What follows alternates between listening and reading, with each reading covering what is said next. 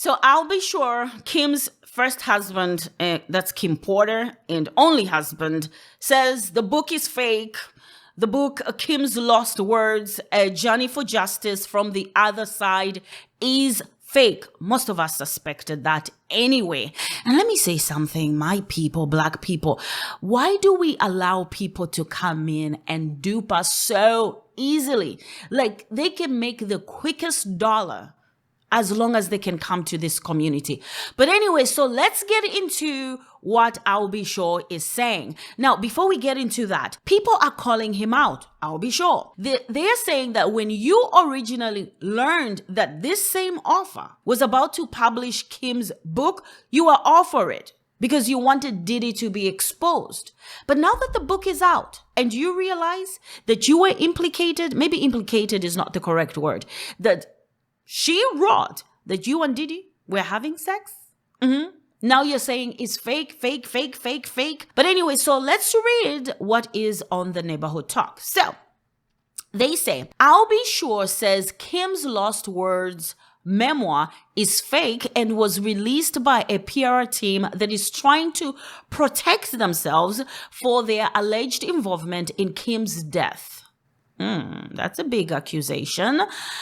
He says Kim's original book notes are most likely in federal custody. And I believe that, okay? If they ever survived. Because one of the rumors were that Kim was killed because she was writing a book. Now, let's assume that's why she was taken out. I would think they would have destroyed the thumb drive or flash drive, right? But if they ever survived, they're definitely in federal custody. So let's continue to what is said here. They go on to say, I'll Be Sure is slumming a fake book that is being marketed as Kim Porter's Lost Words. Let me tell you, whoever titled this book was brilliant. When it was published, timing was perfect. Bestseller. This guy has never had bestsellers, by the way, right? He comes to the Black community, has a bestseller. Anyway, the book, the title, Kim's Lost Words, A Journey for Justice from the Other Side. Brilliant. But let's continue. The book has now become a bestseller and was published by Chris Todd, a Los Angeles producer under the pen name of Jamal T. Millwood. Okay, so that's an alias. But guess what? Even his name, his so-called name, Chris Todd, is also an alias. So right now, I don't think anybody has discovered yet what this guy's real name is. And I'll talk further about why he used that name Jamal, which is very much an African-American sounding name. But let's continue.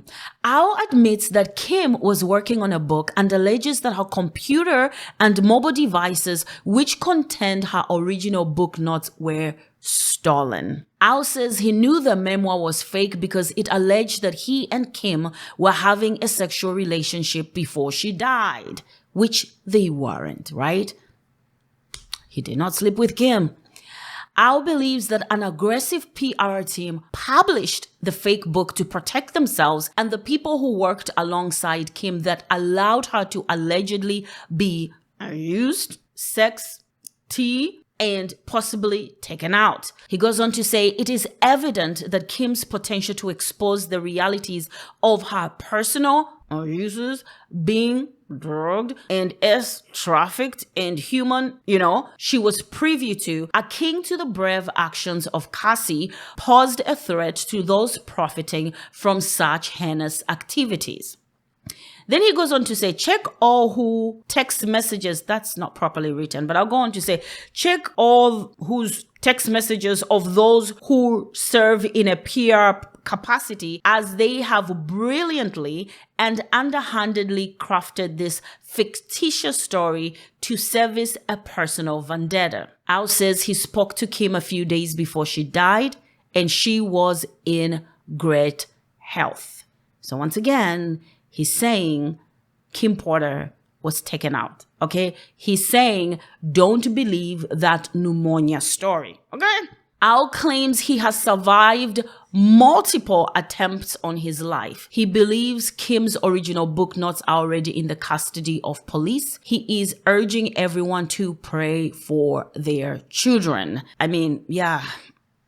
watch your kids, right? Like Quincy, Justin, Christian, the twins, whoever, but especially Kim's children. I mean, all the children. Anyway, so now let's break down more on what was said there. Again, like I said when I began this, it's such a shame. It's so disheartening to know that in the Black community, we spend a lot of money. We can make people rich instantly. This guy, Chris Todd, whatever his real name is, he authored this book under the name of Jamar T. Millwood, right? Now, Jamar T. Millwood, according to this author, was also Tupac's alias name.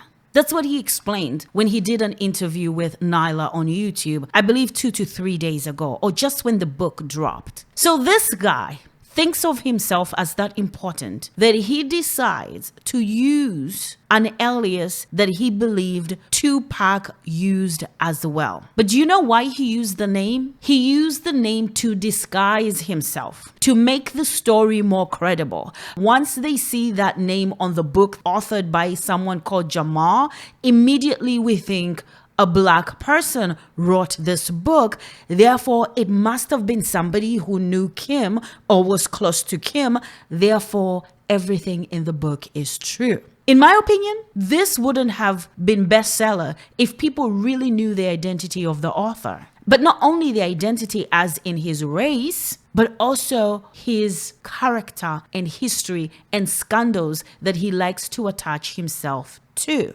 Anyway, and also that Kim's original book notes on her computer or mobile devices, Albie Shaw claims that they were stolen. Now, if he believes that Kim's work, whatever she was writing, was stolen, what makes you think these guys didn't buy the stolen work? They could have bought it, because this guy is not telling us exactly where he got Kim's thumb drive or flash drive. He's not telling us. He was never friends with Kim. He doesn't know Kim personally. He got this information, if true, he got this information from somewhere else.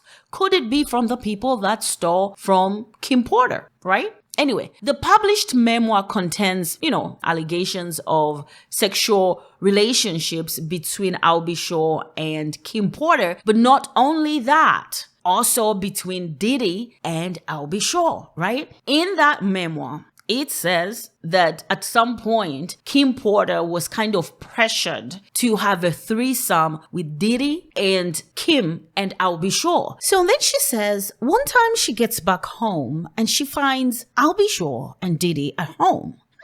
Weird, she thought. At this time, she's dating Diddy. Although Albie Shaw is her ex-husband and the father to her child, Quincy, it's still unsettling, or the interaction between Diddy and Albie Shaw is kind of, suspect. But then Diddy confirms her suspicions, right? He says something like, I know we've been together sexually, meaning Albie Shaw, Kim, and Diddy, right? And Kim is thinking, what? But then he continues, but we really haven't been together.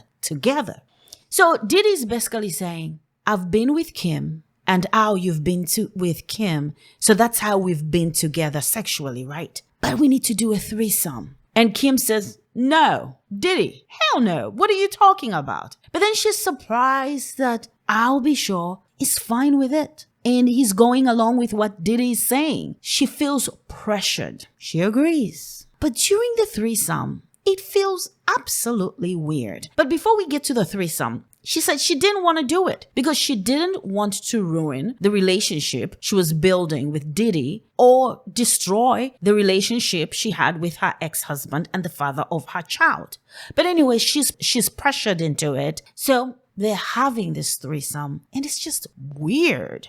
Diddy and Albie Shaw are into each other. And she would have thought the threesome is gonna be the both of them on her and trying to pleasure her and her pleasuring them. But instead, it got very weird. These guys were into pleasuring each other, right? So at some point, it gets very weird. Kim runs off. And then one of them says, come on, Kim, come back. But you know what? Not one of them runs after her.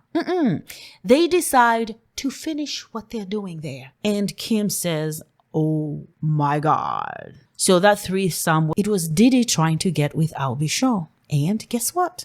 Al was okay with it.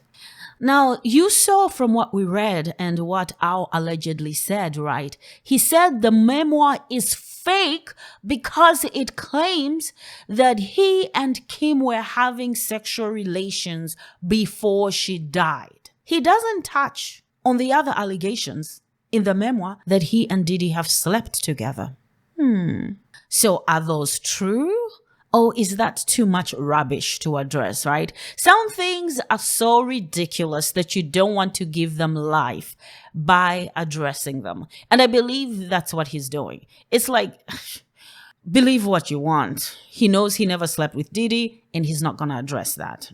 I think that's the choice he made. But anyway, so the other allegations made by Al Bishaw, there's this aggressive PR team, the ones that published this fake memoir, they published it to protect themselves and others who allegedly allowed Kim Porter to be abused and trafficked. That's a serious allegation, and the feds are listening. What Al Bishaw is alleging is they're actually big companies and marketing team. You know what? Diddy used to have an advertising and marketing company before. It was called Blue something. I don't remember. If I find it, you're going to see it on your screen. I remember he had something like that. But anyway, what he's alleging is a marketing team or a public relations team that traffics people. So they too learned that Kim was writing a book about this. They were also involved in taking out Kim. Even though Kim was writing a book about Diddy, they knew that they were going to be implicated in that book. So them and Diddy worked together to take her out. That's a big one. And let me tell you guys, I have a feeling, this is in my opinion, it has to do with there's this one big management team that works with a lot of people. Oh, Justin Bieber just fired them. Okay. But that manager was introduced to Justin Bieber by Diddy. They've worked with Lady Gaga. They've worked with Britney Spears. And apparently this same PR team was involved in how Britney was put in this conservatorship for a very long time. Like they're very dangerous, allegedly. I don't know, right? I don't want to put the name out there because I don't want to be sued.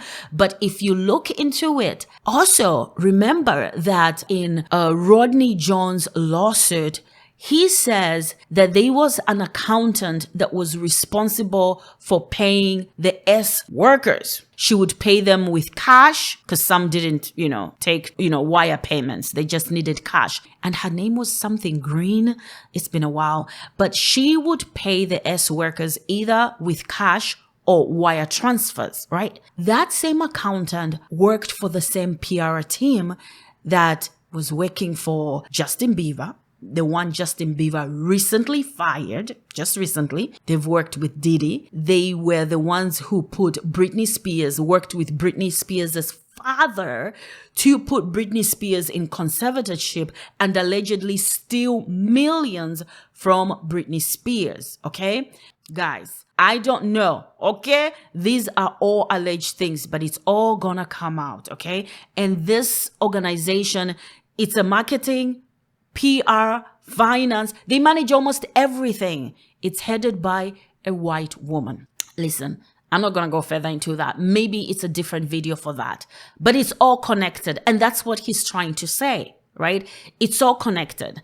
Anyway, so he says that they profit from trafficking. They profit from trafficking humans. But who do they sell these humans to? They're selling them to, the rich and the famous. All right. They pass these girls around. So, it begs the question, was Cassie ever really Diddy's serious girlfriend? Or was she just a high-end S worker for Diddy? She thought she was Diddy's girlfriend, but she was being used as an S worker. And what Albie Shaw also says in that statement that we read from the Neighborhood Talk is that he alleges that everything that Cassie claimed happened to her in her lawsuit also happened to Kim Porter. Cassie was not the first to experience whatever she went through.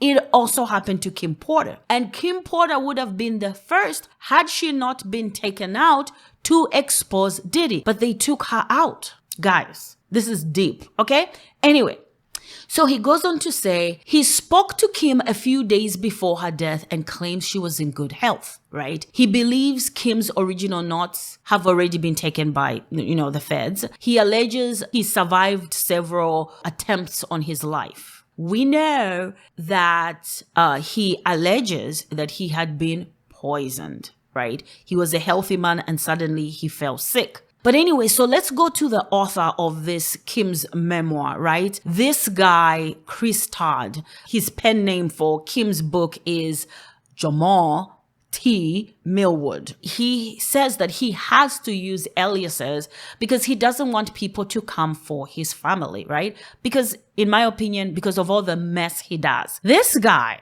Chris Todd, aka Jamal T. Millwood, aka who knows what his real name is, he has a tendency to attach himself to very well-known cases or popular cases. He knows this way he can make a quick dollar, right? Let me give you a list of people he's attached his name to, right? Claiming to have solved the case or have a lead to solving the case, right? Most of these cases, they either go unsolved or it's a scandalous case in a way.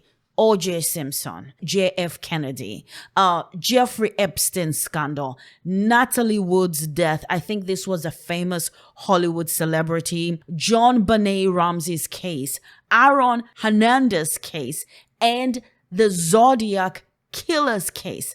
I mean, there are several other notable cases that this guy has attached his name to. Now here we are. Diddy, Kim Porter. But I'm going to jump out and say, from what I've seen so far, don't take this as fact, but from the very little research I've done on this video, he's made the quickest dollar on this Kim Porter case. Why? Black community. That's the thing. He can come here and think they can dupe us, right? Let me tell you how these guys brilliantly marketed this book. So the first time we ever heard of this book before it dropped on Amazon was through a popular YouTube channel. I think it has between 300,000 to 500,000 subscribers, right? And the owner of the channel is a popular, country guy. It's a channel for a white guy, right? And there were two white guys. One of them has been to prison for about 20 years. And this guy is sitting telling the story to the other white guy. And he's saying like, oh, I got a hold of the manuscript.